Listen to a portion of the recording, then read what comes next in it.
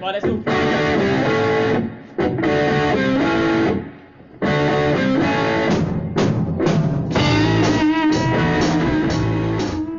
Hi guys, welcome to today's lesson on how to play the solo from Whiskey in the Jar by Thin Lizzy. I will do the whole song, but obviously it's quite long, so I'm going to break it up into a few different chunks. So this is just going to be the main solo in the middle. Just a little couple of notes on tone. So basically this is from very early on in Thin Lizzy's career, when they only had one guitar player, a guy called Eric Bell. It was before they had the two guys on Les Pauls, which is Brian Robertson and Scott Gorham, I think their names. That was later on. And they're very famous having their dual guitars with both having Les Pauls. This this guy Eric Bell actually used a Strat, so I've actually for once I've got the right guitar for the tone. So middle pickup Strat is what I'm going to be using here. Basically he didn't have a lot of distortion, a little bit of reverb, but he did use a Leslie speaker to get that very distinctive sound on his lead tones. I don't have one, so I'm trying to get, I've got my wah pedal slightly open and I've got a little bit of phaser on as well to try and get somewhere near the right tone. It's a bit quiet actually in my house. When I can crank it a bit louder, it does get a little bit closer to the tone. So that's what I'd say. If you don't have a Leslie speaker but you want to get close to the tone, a phaser and a wah, you should be able to play around with it a little bit and you'll find something you like. But in terms of the channel, I've just got my crunch channel, my not very dirty channel at all, and I've got gain on like 4 or 5, quite low gain. So it's not a lot of gain. It's just you want to add on those extra effects basically. Roll a little treble off as well because it does start to sound very trebly, especially with the wah on and the phaser. It can start to sound very trebly. So that's my little tip there. And yeah, little cut, and then we'll crack on. Okay, so this song is basically it's in the key of G. Or E minor, depending on your preference. They are the same key, apart from the intro, which is in A minor inexplicably, but the rest of the song is in G. I always think of it as E minor, but it is G major as well. So that's what we're going to start with. We're going to basically start running up and down a scale. Now this first, 5 bars is repeated exactly the same later on as well, so it will save a little bit of time for this lesson. First note we're going to play 7th fret on the E string. That's a B note if you didn't know. 7th fret on the E string, then I'm going to play 8th fret, then I'm going to go up to 10. So you can hear that's just working up a scale. That's just B, C, D, up a G major scale effectively. I go 1, 2, 4 there. 1, 2, 3 is absolutely fine, but I like using my little finger and I do it quite a lot. So if you've watched any of my other videos, you'll notice I do use my little finger quite often. So it's 7, 8, 10, then back to 8. Then I'm going to do a little trill, which is basically just a very fast hammer on and then pull off, and it's going to be 7, 8, 7. So it's going to be a very quick hammer on pull off on that 8th fret from 7. Then up to 10 on the B string. Okay, so we've gone up to 10, 7, 8, 10, back to 8, fast hammer on a pull off, then 10 on the B string, back to 7 on the E string, and then I'm going to go back to the B string. 10, 8, 7, 8, 10. So basically I work down the scale to this note here. This is an F sharp note, and then I work back up again. So okay, then I'm going to play 7 again on the E, and then 8 again on the E. So I've just worked all the way back up to, past where I started, up to 8th fret. I'm going to bend the 8th fret for a full tone, so it's going to sound like this D note. So up the scale, back, little trill.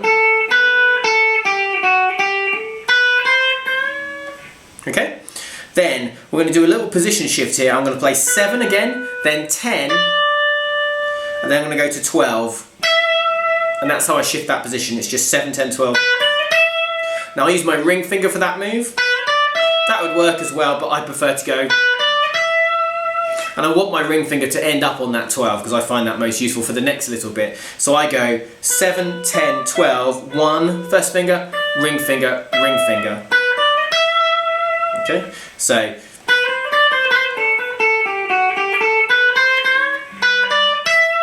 now I'm here. Then I'm going to play 12, 10, 12. Then I'm going to bend 14 on the E string, all on the E string this. Now, it's kind of an up and down bend, but you don't quite get all the way back down before you have to do the next note. So it has that kind of a sound to it. Because I'm sad, I've listened to this song quite a lot recently, and it really does have that feel where you're not quite getting all the way back down. It doesn't sound quite like, and just hold. It sounds like you're starting to come back down, but you don't quite make it, okay? So that would be 12, 10, 12 on the E string, then that bend on 14, up and part of the way back down, then 12, 10. Then I'm going to play 12, 10, 12 again. So that whole little section, after I've done that transition, there's the transition.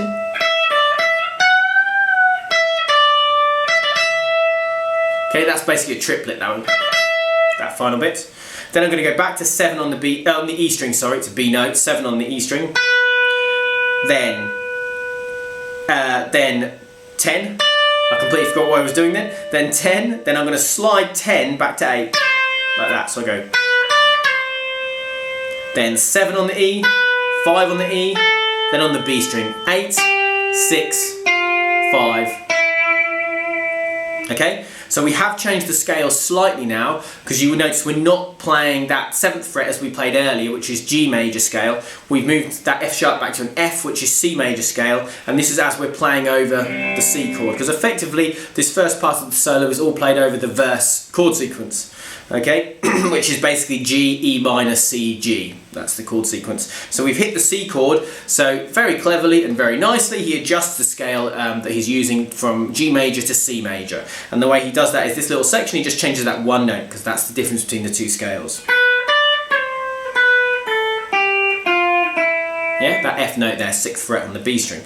So we've got back to there's E note, 5th fret B string, then on the E string I'm going to do quite a fast pull off, 8, 7, 5. Again, you could do this 1st, 2nd and 3rd finger, but I'm happy to use my pinky and my ring finger though. Then I'm going to go back up to the B string, 8, 6, 5, 7, 5. Again, just working my way down that scale. There's my C note, okay? So that's the root note effectively, because we're playing the C major scale. And then I'm going to move back to the 4th fret here, and I'm just going to do a bend. But like that basically, and it's just, that's a semitone bend, sorry. So I'm bending that 4th fret to 5th fret, just over and over again. 2, 3, 4, 5, 6.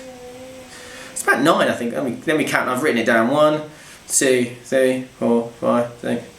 That's 6 actually, there you go, can't count. 1, 2, 3, 4. Yeah, 6 makes much more sense. 6 bends there. I use my ring finger for that. You could use your 1st finger, but I just found it too tiring. Middle finger would work as well. So what I do there, if I just go, I do that big move there, which seems inefficient I guess, but I just find that much easier for that bend to do it that way. So that's kind of personal preference. I think 1st finger is fine, but tiring. But it's only a small bend, so it's not the end of the world. Middle finger would make a lot of sense as well. But I'm going to say a little bit there, just do whichever you prefer. Then we're actually going to go back and do those first 5 bars again, exactly the same. So I'm going to go through it quite quickly. 7, 8, 10, 8, little trill, then 10 on the B, 7 on the E, then on the B string, 10, 8, 7, 8, 10, back to the E string, 7, 8, bend, 7, 10, that's my transition, up to 12, 12, 10, 12, then the bend at 14, then back to 12, 10, 12, 10, 12, so, and then 7, 10, slide it back to 8, 7, 5, 8, 6, 5, okay? That is exactly the same. Obviously the first time I went through it much slower, but it's exactly the same, okay? This is where it changes. So the first time we do this, that's what we do the first time. The second time we've got to this note, we're going to re-pick this 5th fret on the B string, and we're going to play 5, 6, 8, 6, 5, but only with one pick. And it's quite fast. It's basically the fastest bit of the whole solo. Like that, okay? So it's 5, 6, 8, 6, 5. Then I'm going to stretch up to 8 on the E string.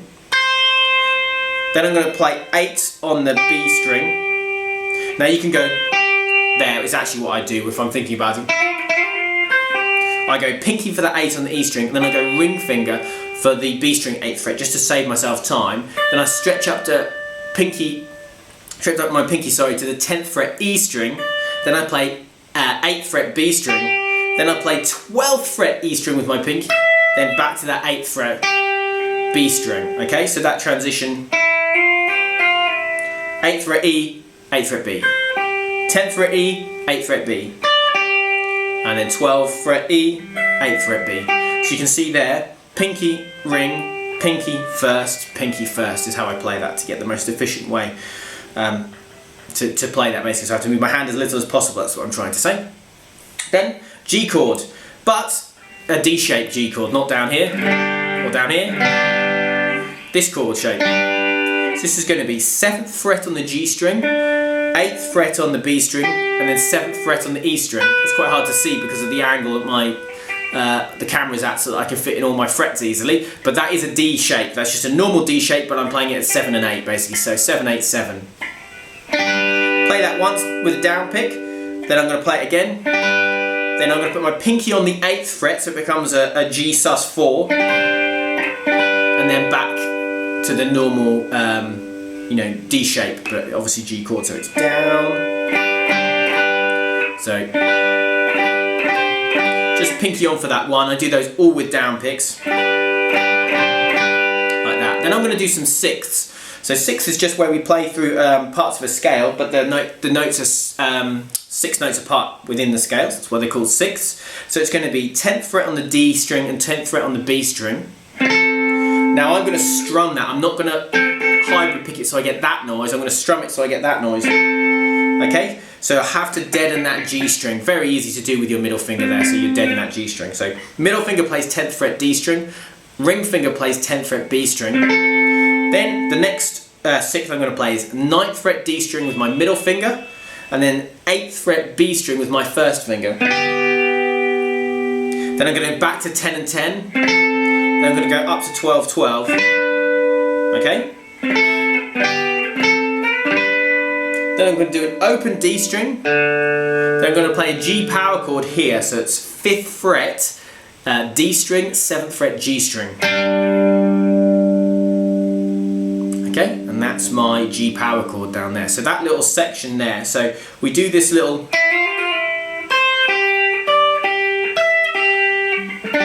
chord, 6, and then the power chord. Okay? Bit of a strange section there, and that's the bit that I keep messing up whenever I play through the solo. So I've been getting quite annoyed with that bit, but that's what it is basically. It's a bit different to the whole rest of the solo. Okay, so the next little section is actually the fastest bit. That's not this one bit that's faster than everything else. It's the next fastest bit, I guess. We're going to play 9th fret on the G string with our middle finger, then 8th fret on the B string.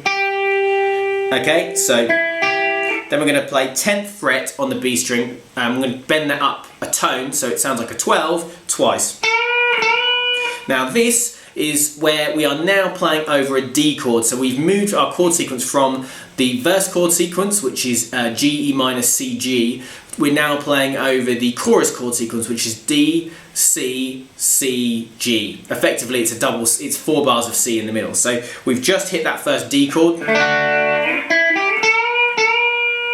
So we're going to bend that note there. B notes sound really, really good in D chords because, just because of the way it works out.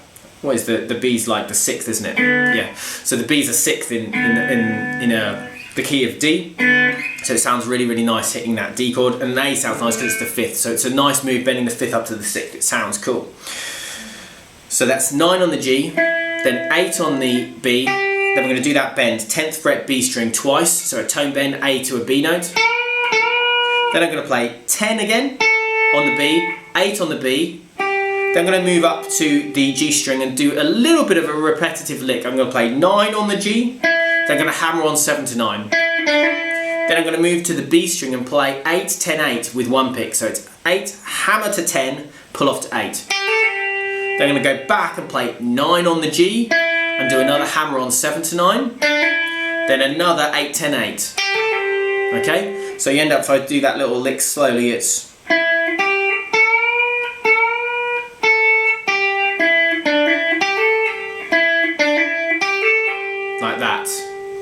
And that's kind of the fast bit. And then we're going to go back and play 9/7 like that. So that's kind of how the lick ends. Okay, so that's the really, really cool little fast repetitive lick there, played over the D chord. Now I'm going to play 7/5 on that G string. Sorry, 7/6/5. Sorry, 7/6/5. Don't know. I played it and then realised it wasn't right. So 7/6/5 there. So if I do it slowly. 9/7. Then repick 7. 7/6/5. Okay. Then now we're over a C chord. We're going to do a slightly different kind of lick. We're going to do a sliding lick where we move up the fretboard basically. So I'm going to play 7 on the G, then 5 on the G. Then I'm going to slide in from 4th fret to 5th fret on the B string, then play 7 on the G. Okay, so you see the slide, first finger, ring finger for that 7th fret G. Then I'm going to slide in from 5 to 6 on the B string again, but I'm going to do this slide with my middle finger. Then I'm going to play 5th fret B string. So now we know we've got that F note, so we know we're in the key of C, okay? We are playing over a C chord here, so we know it's a key of C because both D and G both have an F sharp in them, okay? So it's slide into 6, then 5th fret. Then I'm going to use my ring finger to slide into 8 from 6, and then play 6. You can probably work out what's going on here. Now I'm going to slide from 8 to 10, again with my ring finger on the B string, and then hit that 8 on the B string with my first finger. I'm then going to use my little finger to slide into 12, sliding from 10 to 12, and that's on the E string. Then I'm going to play 8th fret on the B string again. So that little section. So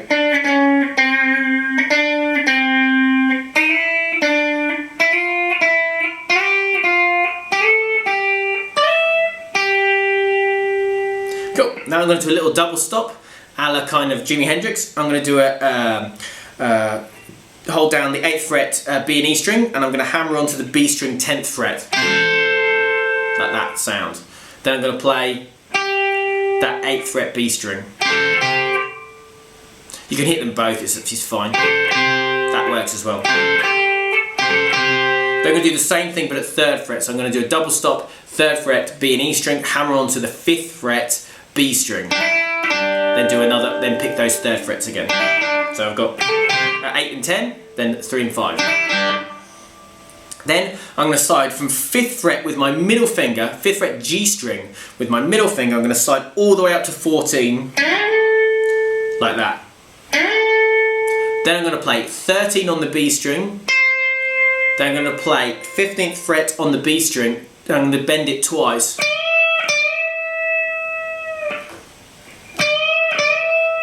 Okay, so then what I'm going to do is I'm going to slide from 15 to 17 on the B string, then I'm going to play 15 on the E string, then I'm going to play 17 on the E string, I'm doing up and down bend, 15 on the E, 17 on the B, then I'm going to do a hammer on 15 to 17 on the B, then on the E string I'm going to play 15, 17, 15. Okay, so I've got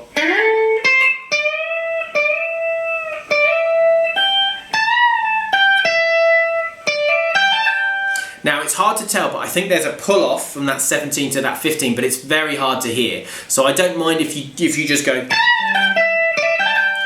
That sounds absolutely fine if you play along with the track, but I think it might be just about a kind of that there's a little 15 on there on that pull off, 17 to 15, before you do that fast hammer on 15 to 17 hammer, then on the E string 15, 17, 15 hammer and pull off. Okay, so I think there's just a little pull off there, but that's not really vital, but I think it is there.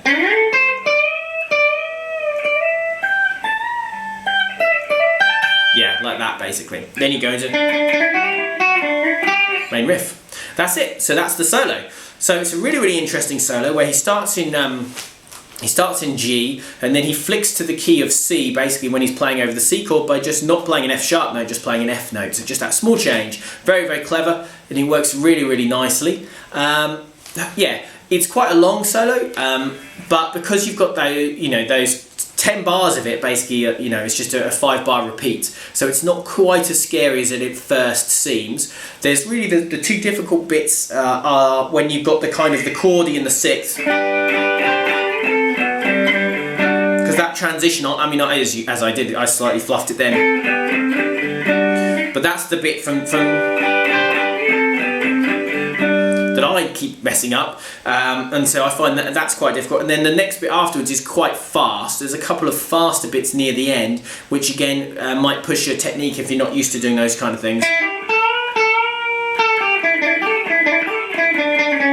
But for me, that stuff is easier than doing the chord stuff. But anyway, that's just that's just personal preference. The main thing with all things like that is just take them really slowly and just repeat that small section. It's not the most amount of fun, but set a timer for 2 or 3 minutes and just say, right, I'm just going to practice this section for 2 or 3 minutes just over, and then I'm going to stop practicing it and come back to it a bit later and try again, and you'll find you'll very quickly be able to nail those sections. And if it's a speed issue, what I do if I can't play a section fast enough is, again, I isolate the bit that I'm struggling with, and again, a 2 or 3 minute timer, often 3 minutes for me, and then I will literally just play it along with a metronome, and I will get it, okay, I can play it at this speed, so let's try and make sure I can get it right at that speed, and then I'll come back to it in a little bit and try and play it a little bit faster. And for me, that's the way that really works for me. So often I'll play a little section like that for 3 minutes, and then I'll come back to it, say 10 minutes later, and do another 3 minutes, and then another 10 minutes later I'll come back and do another 3 minutes. So that's how it works for me, and hopefully that'll help you guys. Anyway, thank you very much for watching the video. Hopefully you've enjoyed it. There's a few more videos to come on this song. It's not one that anyone's asked for, but it's one that I teach quite a lot, so it's quite useful for my students. So hopefully they'll find it useful, and hopefully you guys will find it useful. It's a really, really fun solo to learn. I definitely recommend it. It's just a really, really good one to learn for your technique, and it's nice and long, and it sounds really, really cool. As I say, going forwards, I'm going to do the whole rest of the song. So there's the strummy bits, there's the intro solo, there's the main riff, and then there are melody lines over the verse and the chorus as well. So there's quite a few different bits and bats to do, and I will do that over the next week or so. And then hopefully there'll be the whole song basically online for you to try and learn. I say thanks for watching, I really appreciate it. As usual, please like the video, please share it, please comment on the video, it really, really helps, as I always say, and subscribe to the channel, and there will be more guitar videos coming soon. I'll see you soon, bye bye.